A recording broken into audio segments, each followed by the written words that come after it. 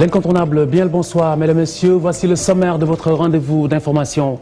Les agents de sécurité de l'université Cheikh Anta Diop de Dakar à l'assaut du rectorat. Un sit-in pour exiger des conditions de travail saines et formalisées surtout. Respect strict de la charge à l'essieu à partir du 1er juin. Le système de contrôle annoncé est contesté par les transporteurs. Vous le savez, la surcharge des gros porteurs ne fait pas du bien au réseau routier. Seydina Insa Wade devant la scène des derniers chœurs auxquels il assiste. L'auteur-compositeur repose désormais aux côtés de Seydina Limamou à Djamalaï Yoff. La 10e édition de la Biennale de l'art africain contemporain s'ouvre ce vendredi à Dakar. Le rendez-vous prend fin le 10 juin prochain. La nouvelle forme de transhumance politique au Sénégal. Des mouvements comme passerelle souvent vers l'APR de Macky Sall. Bakary Domingo Mané, chef de desk politique au journal Sud Quotidien, avec nous ce soir sur ce plateau pour en parler. Bienvenue à tous.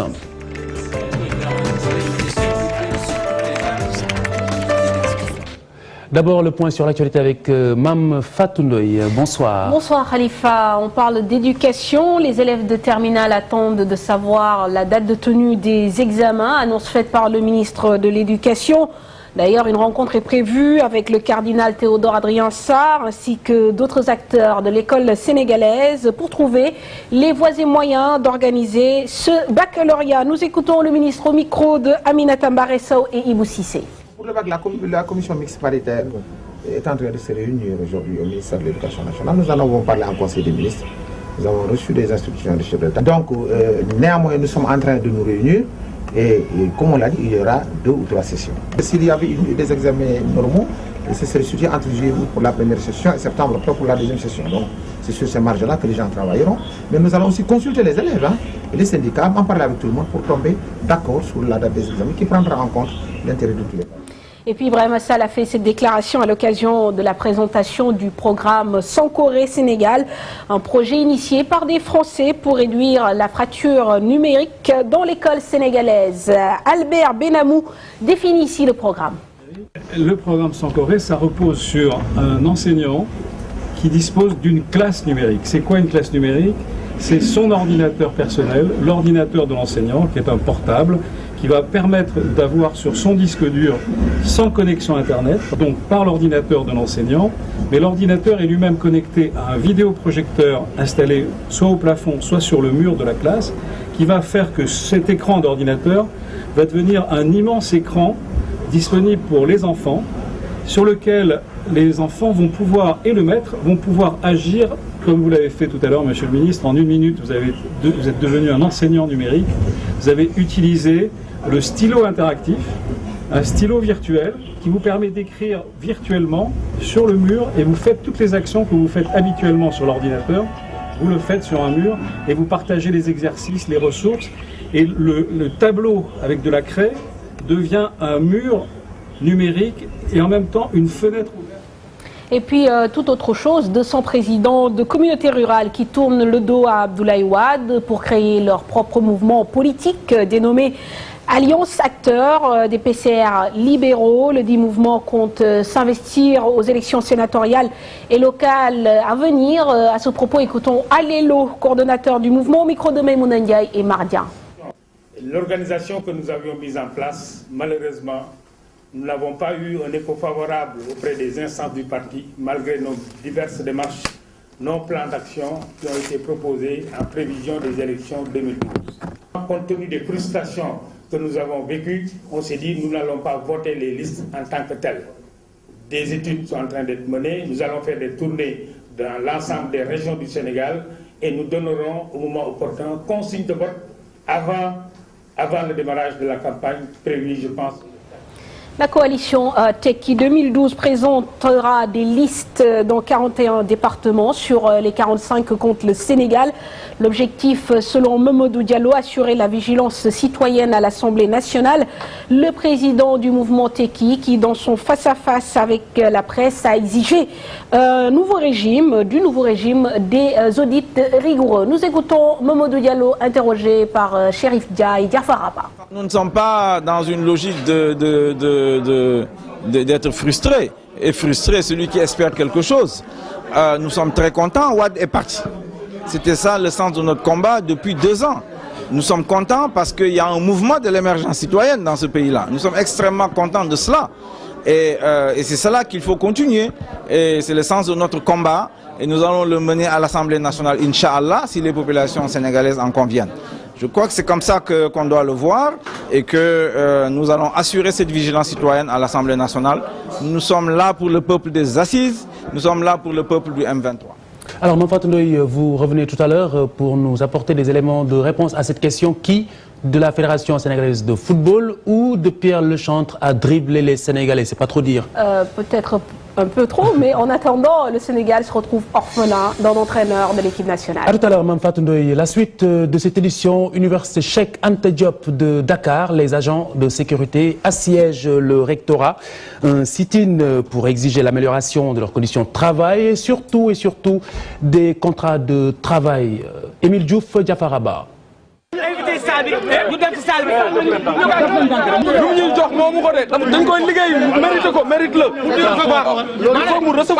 Ils sont très remontés contre leur tutelle. Ces agents de sécurité de l'université Cheikh Anta Diop ont investi de bonne heure le rectorat pour exprimer leur ras-le-bol. Nous avons tenu cette assemblée générale pour revendiquer nos conditions de vie et de travail.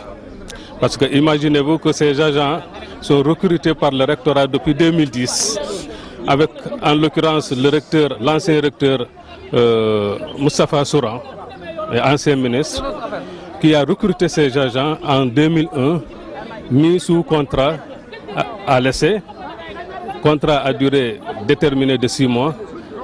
Ensuite, ils ont laissé en rade ces agents après que ce recteur est nommé comme ministre au gouvernement.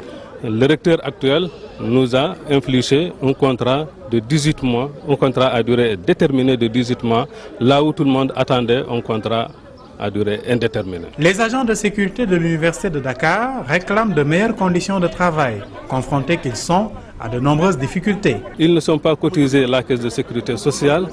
Tout ce que vous pouvez imaginer de régulier n'existe pas. Le salaire est sacré, mais l'université nous paye des salaires de misère.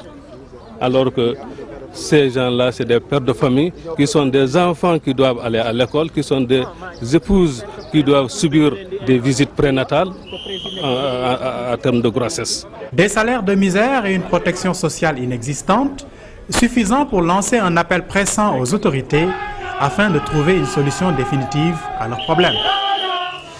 Usure du revêtement des routes, l'application de la réglementation pour justement combattre le phénomène. À partir du 1er juin, les camions reporteurs sont tenus de se soumettre aux règles de la charge à l'essieu. Seul hic, la non-approbation du système de contrôle par les camionneurs principaux concernés. Marie-Christine Mendy et Ibou Diouf. La durée de vie des routes au Sénégal serait considérablement réduite selon la Direction générale des infrastructures. À l'origine de cette situation, les camions gros porteurs surchargés. Pour préserver ces infrastructures routières, des mesures seront appliquées. Nous avons pratiquement plus de la moitié des camions qui sont en surcharge sur nos routes et cela dégrade de manière vraiment prématurée nos routes. Nous sommes vraiment dans une phase active. Nous avons recruté donc pour le compte de l'État du Sénégal un concessionnaire qui est l'entreprise Afrique Pesage, qui est vraiment spécialisée dans le contrôle et qui va déployer dans un premier temps un réseau donc de contrôle mobile sur les routes en attendant de construire des stations fixes. Nous avons prévu donc à partir du 1er juin que le contrôle serait effectué à blanc. Des sanctions sont prévues si toutefois ces mesures ne sont pas respectées. À partir du 1er juillet, les amendes seront appliquées de manière vraiment rigoureuse pour pouvoir veiller à ce que les routes soient préservées très rapidement. Le montant des amendes est prévu dans le règlement 14. Pour ce qui concerne les poids lourds donc, qui circulent sur le réseau routier national, c'est prévu 20 000 francs la tonne par surcharge. Mais par contre, tous qui seront à l'international, ceux qui font le transit inter-État, les amendes sont plus lourdes, c'est 60 000 francs la tonne. En ce qui concerne les industriels, les plateformes qui émettent du fret, si elles ne s'équipent pas, elles sont censées payer 50 millions. Et chaque véhicule qui sortira et qui ne sera pas conforme de ces enceintes-là paiera 200 000 francs la tonne. Du côté des transporteurs, ce système de contrôle de la charge à l'essieu est un dispositif qui les pénalise. Nous arranger, ce serait trop dire. Il faut comprendre que nous sommes très en retard ici au Sénégal. Les choses vont démarrer peut-être incessamment le 1er juillet. Il faut dire qu'au Sénégal, pratiquement, nous sommes en matière d'équipement pour notre logistique. Nous sommes très en retard par rapport à la sous-région. Là où peut-être les Maliens, Burkinabés et autres sont aujourd'hui équipés de camions avec des semi-remorques de 3 à 4 essieux, nous sommes encore au stade des 2 essieux. Donc ce qui va poser de sérieux problèmes de compétition dans la sous-région. Depuis 2009, ce système de contrôle est effectué dans différents pays membres de l'UEMOA. Aujourd'hui, c'est au tour du Sénégal d'en bénéficier. Une note beaucoup plus triste, Seydina Issa Wade a été inhumé ce jeudi à Yoff Diamalaye. Le zikr en chœur a accompagné l'artiste Lissa Prera Madani Marega.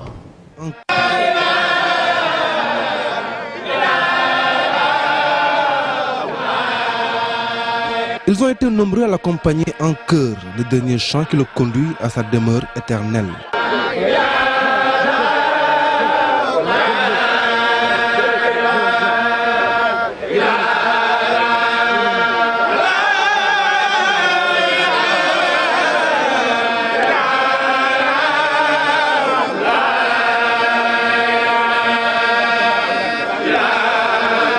L'hommage à ce monument de la musique folk ne sera sans doute pas le dernier. Seydina Issa Wade a gagné son immortalité grâce au riche répertoire qu'il nous a laissé. Ceux qui sont là font partie certainement des Sénégalais les plus prestigieux pour accompagner un artiste exceptionnel. Nous sommes venus ici au nom de M. Youssou Ndour, le ministre de la Culture et du Tourisme, avec une très importante délégation. Parce que c'est Seydina Issa Wade. Seydina Issa Wade, c'est d'abord l'artiste, celui qui a d'une certaine manière donné une couleur singulière à la musique sénégalaise. On a tous perdu un grand monsieur de la musique sénégalaise qui nous a montré le chemin. On a tous suivi ces chemins. On a eu plein de trophées, plein de succès à travers le monde. Je perds un âme et je perds un beau frère. Et je pense à un grand chanteur pour le Sénégal. Et un homme, c'était un homme, bon, il est comme tous les hommes, il avait des forces et des faiblesses, mais il voulait connaître le monde. Saraba, ce lieu mythique, est enchanté par l'artiste l'accueil aujourd'hui. Seydina Issa Wade, Baye Seydou pour les proches retrouve Baye. Que Saraba tienne toutes ses promesses. La 10e édition de la Biennale de l'art africain contemporain s'ouvre ce vendredi à Dakar. Le rendez-vous culturel prend fin le 10 juin prochain. Le point avec Ibou Diouf Massé Ndiaye à Tanarba. Instituée depuis 1989 avec une première édition dédiée aux lettres en 1990, la Biennale des arts africains contemporains est une tribune réservée aux artistes afin que brillent et se réfléchissent les plus belles œuvres de la créativité africaine. L'État a institué la Biennale de Dakar qui, contrairement à différentes manifestations internationales en Afrique, est d'initiative locale et de responsabilité publique. Dakar devrait garder sa place de leader culturel en Afrique, mais par la volonté aussi des pouvoirs publics. La 10e Biennale de l'art contemporain se propose d'interroger de nouveaux équilibres au sein de la créativité africaine. Nous avons estimé qu'il était temps de sauver la gare. Mais il ne s'agissait pas de la sauver seulement, il s'agissait d'en faire, disons, un site à vocation culturelle définitivement. Du 11 mai au 10 juin, Dakar va vibrer au rythme de l'art africain contemporain avec le thème création contemporaine et dynamique. L'attente de cette édition-là est très simple. C'est que plus de professionnels, plus d'artistes, plus d'amateurs d'art à travers le monde répondent à notre appel. Les signes avant-coureurs sont assez prometteurs parce qu'au jour d'aujourd'hui, nous avons enregistré une présence massive. Ce que nous en attendons, c'est que des artistes qui font leur entrée dans la Biennale puissent être repérés et que leur travail puisse être apprécié et que cela puisse produire pour eux des perspectives extrêmement importantes de leur carrière. Le village du Dakar sera aménagé sur le site de la gare ferroviaire, tandis que l'exposition internationale reste au musée Théodore Monod de Lifon. Des sites sont également aménagés pour accueillir les activités de cet événement. Et puis votre programme du samedi en fin de journée sur TFM, la palette 2 accroche ses toiles au Ciplaza. Notre collègue infographiste que vous découvrez sur ces images, Yaya Diallo, réalise ainsi un best-of de son émission mais en toile. Vernissage le 18 mai prochain. En revanche, la direction générale du groupe Futur Média a été déjà à l'accrochage. Daniel Diouf et Ibou Diouf. Cette visite est initiée par l'artiste peintre Souleymane Diallo, par ailleurs réalisateur de l'émission Palette 2, un cadre d'épanouissement artistique sur la TFM. Chaque année, on a 24 artistes qu'on expose sur des espaces, ça dépend. Cette année, on a décidé d'exposer au Ciplaza avec 24 artistes et 48 œuvres, dont Khalidou Kassé, Barkinado et d'autres. L'exposition met en lumière le travail de plusieurs artistes peintres, des plus célèbres aux moins médiatisés. Dans ces présentations, l'expression artistique nous offre une richesse, celle de la diversité des perceptions. J'essaie de mettre en situation Bendiras à travers diverses approches. C'est Dakar dans le futur, Inch'Allah. Vous avez observé ici, les gens sont là à se plaindre que la vie est chère, hein? Le pain coûte ceci, le sucre coûte cela. Donc je ne pouvais pas échapper à cela parce que je suis un citoyen sénégalais. Si c'est la délivrance, on est passé à des moments un peu difficiles, donc le Sénégal, mais tout est revenu au calme. Donc comme vous voyez ici, c'est un cri de la paix. Une exposition dans un espace économique, l'initiative vient mettre en exergue la dimension économique de l'activité artistique. L'art aujourd'hui dans ces espaces détermine simplement que l'art est en train de prendre sa véritable fonction économique pour simplement s'installer dans les espaces qu'il faut pour que les gens puissent le voir et apprécier. C'est l'occasion aussi d'inviter le public, très nombreux à venir visiter cette exposition, je l'intitule Exposition Installation. L'exposition est un prélude au vernissage prévu dans le même espace le 18 mai prochain. D'ici là, les artistes exposent leurs œuvres jusqu'au 20 mai.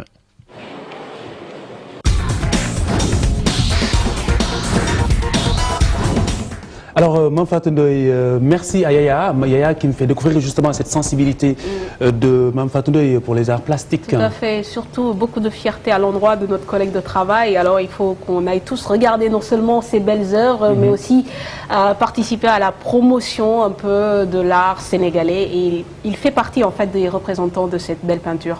Parfaitement. Mamfatou Ndoye, la page des sports que nous démarrons avec le sélectionneur national, en réalité, qui ne sera pas sélectionneur national. Il prend la tangente, sauf qu'il n'a pas eu le temps de prendre les rênes de l'équipe nationale du Sénégal. Il s'agit de l'entraîneur français Pierre Lechantre qui a renoncé à diriger les Lions pour raison de désaccord sur les termes du contrat qui devait le lier à la Fédération sénégalaise de football. Pierre Lechantre va donc poursuivre son travail au Qatar. Écoutons les explications de Chertidiane Diaw.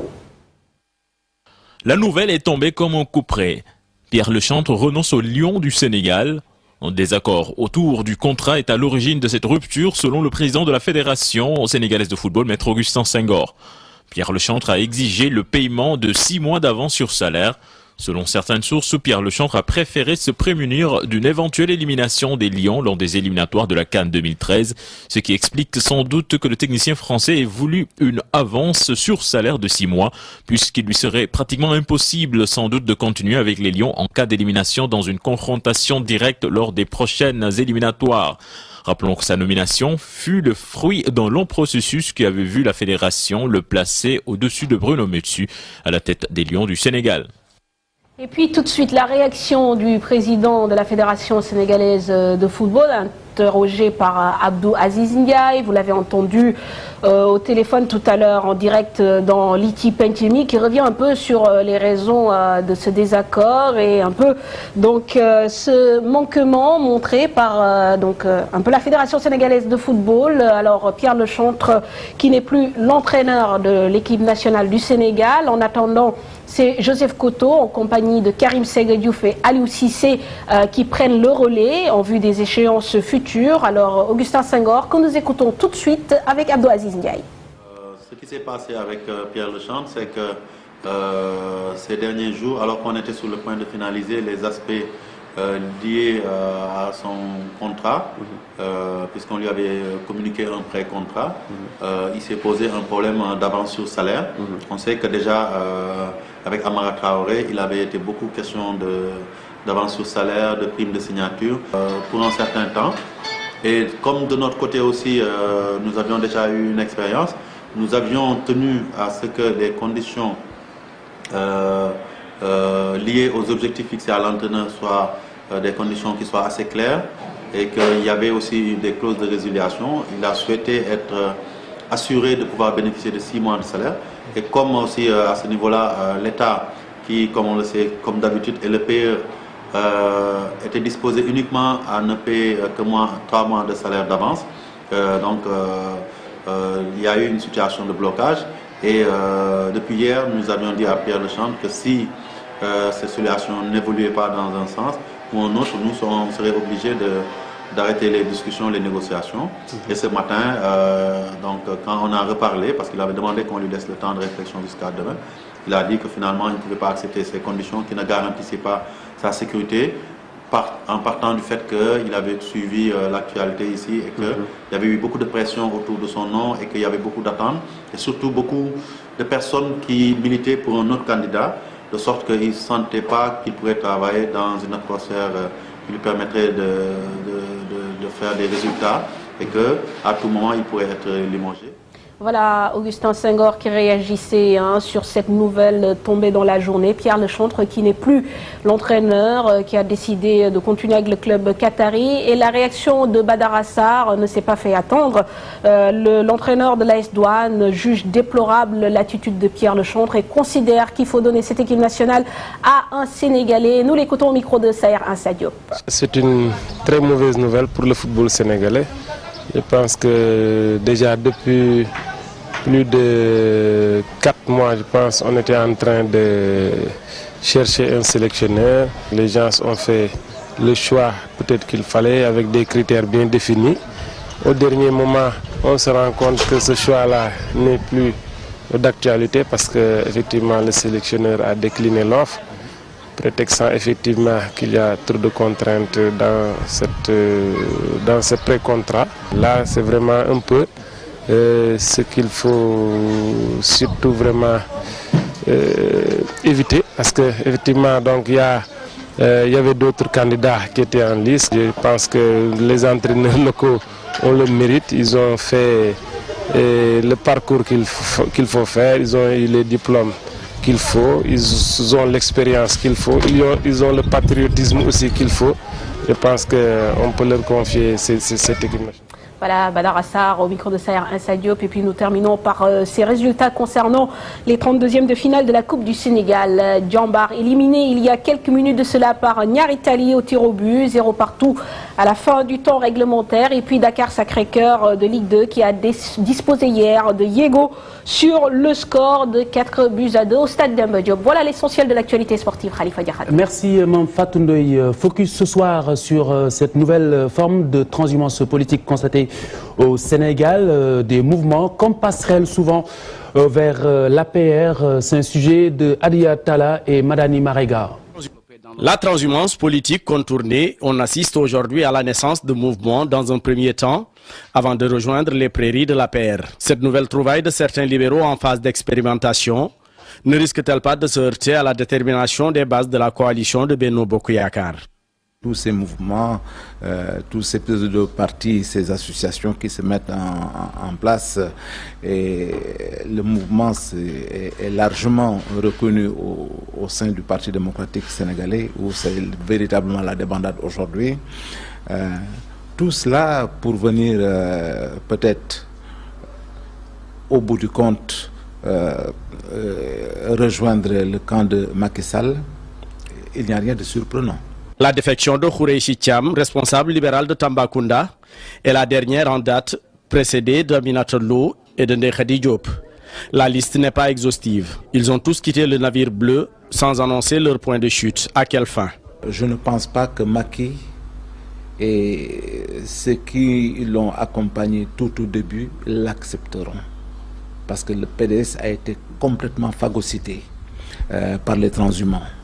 Et d'ailleurs, Donc on pense que si Abdoulaye Wade en est arrivé là, à chuter de cette manière-là, c'est parce qu'il n'avait plus aucun regard en direction de ce qu'il avait accompagné hier. Ceux qui vont porter ces mouvements-là, c'est de dire, j'ai trouvé une place quelque part, je suis peut-être à l'abri de certaines menaces.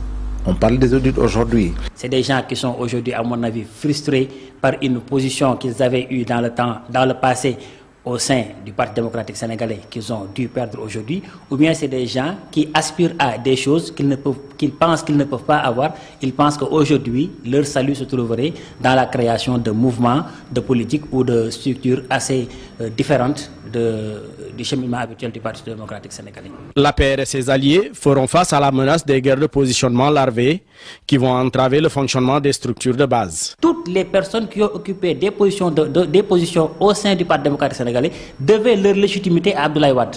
Aujourd'hui que Abdoulaye Wade n'est plus au pouvoir, on voit ce qui est en train de se passer au PDS. Et ce même phénomène, si Macky Sall ne prend pas garde, ces gens qui vont quitter le régime libéral ou d'autres structures apparentées pour venir le rejoindre dans son parti, risqueraient d'amener les mêmes problèmes dans son parti. Macky Sall et ses alliés vont-ils répondre favorablement à ces appels du pied et clin d'œil de tous les libéraux démissionnaires du PDS? Sur ce plateau, Bakary Domingo Mané, chef de desk politique au journal Sud Quotidien. Bonsoir. Bonsoir, Khalifa. Alors, le phénomène, on en a parlé, n'est pas tout à fait nouveau. En revanche, il y a quand même un aspect assez singulier à relever.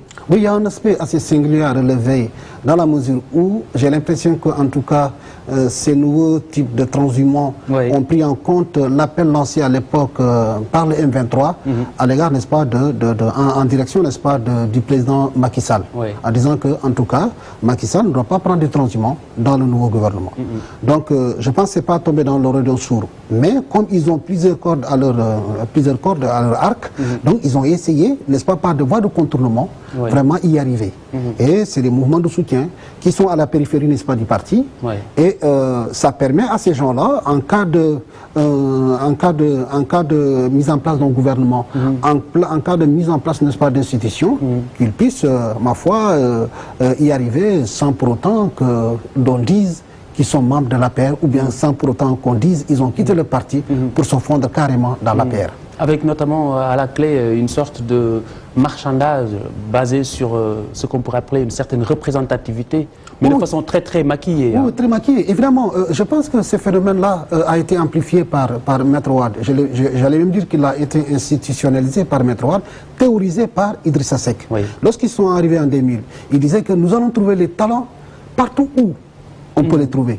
C'est un clin d'œil, n'est-ce pas, à l'ancien régime, n'est-ce pas, parti socialiste. À l'époque, les caciques du parti sont venus en masse, y compris celui-là qui avait déclaré « j'ai volé de l'argent et je l'ai partagé avec les autres ». Donc ce gars, il est venu, on l'a accepté et on a vu comment celle-là qui avait, disons, nommé à l'époque Maître Wade Fantoma est privilégié au point vraiment d'inventer sa fameuse carte, ma carte, ma caution. Et voilà quoi. Donc je pense qu'il y a des exemples à ce niveau-là. Ils viennent, mais en faisant, disons, ils vendent leur marchandise. Comment ils vendent leur marchandise? Ils ne viennent pas seuls. Ils feront miroiter au pouvoir en place qu'ils ont du monde derrière eux. Et on connaît le principe, ce que j'appelle les militants express. Voulez-vous avoir des militants qui n'ont aucune conviction, aller dans la banlieue, aller dans d'autres localités, il suffit de donner de l'argent à ces militants-là, vous remplissez des Djagania et des cars rapides, vous arrivez, disons, dans la salle et vous montrez, disons, au président de la République que vous avez du monde derrière vous. Donc nous avons vu ce phénomène-là au Palais de la République, dans la salle des banquets, avec sous les caméras, comment des transhumants, des responsables viennent en masse avec des militants pour dire que bon, nous avons quitté tel parti, nous venons vraiment dans votre parti. Alors, enfin, on peut, si vous voulez, énoncer des similarités entre les deux partis, mais d'un point de vue de l'âge, l'APR est une formation très jeune. Est-ce que justement ce phénomène peut fragiliser ce parti de Macky Sall? Oui. En tout cas, c'est un phénomène. La transhumance, quelque part, est un tort fait, n'est-ce pas, à la démocratie. Et ça agit comme un cancer C'est-à-dire que quand ça s'introduit dans les cellules politiques, évidemment, il y a des conséquences qui vont venir. Ça veut dire quoi? L'APR est un parti qui est en train de se positionner, qui est en train de se faire. Donc ces transhumants sont pour le moment à la périphérie du parti. Voilà, donc comme je l'ai dit, ils vont essayer de vendre leurs marchandises avec des astuces. Et une fois qu'ils vont s'introduire dans le corps de l'APR, évidemment, ça va fonctionner comme un cancer. Hein, voilà, donc c'est des gens qui sont venus sans conviction. Le jour où des problèmes on sentira des problèmes dans la barque, n'est-ce pas, à perdre, ils seront les premiers, n'est-ce pas, à quitter la barque pour aller dans d'autres... Bakary, vous êtes en train de dire au leader de cette formation politique que la gangrène a commencé? Oui, la gangrène a commencé et qu'il doit faire beaucoup attention. Comme Watt avait commis cette erreur-là avec les transhumants socialistes, nous avons vu que ce que les transhumants, disons, ont causé à ces partis-là. Et je pense que l'APR aujourd'hui doit se prémunir de tout cela pour montrer aux Sénégalais qu'en réalité la politique rime avec éthique. Hein, voilà. Donc ces transhumants-là qui ne peuvent pas, disons, vivre en dehors des prairies fertiles, vraiment leur lancer un signal pour leur dire que la politique, c'est avoir quelque chose avec l'éthique. Ça ne devrait pas coller si on se base sur le nouveau visage affiché par ce régime qui veut marquer la rupture, tout à fait. Oui, ce nouveau visage, disons, ce nouveau gouvernement... le combat pour l'éthique. Oui, le combat pour l'éthique, évidemment, en principe. Parce qu'il a annoncé un certain nombre de ruptures. Et je pense que les Sénégalais l'attendent à ce niveau-là. Je vous avais parlé, disons, des mises en garde de l'APR, pardon, du M23, pour dire à Macky Sall, il ne faut pas prendre des autres transhumants.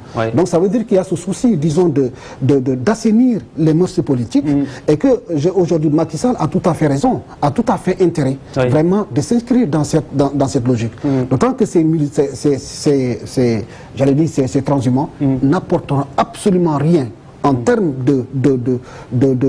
de poids politique, en termes voilà. Donc, au contraire, ça va créer plus de problèmes qu'en en résoudre. Bakary Domingo Mané, service politique du quotidien Sud, du journal Sud Quotidien. Voilà, c'est plus facile dit comme ça. Mesdames et messieurs, merci de nous avoir suivis. Bonsoir.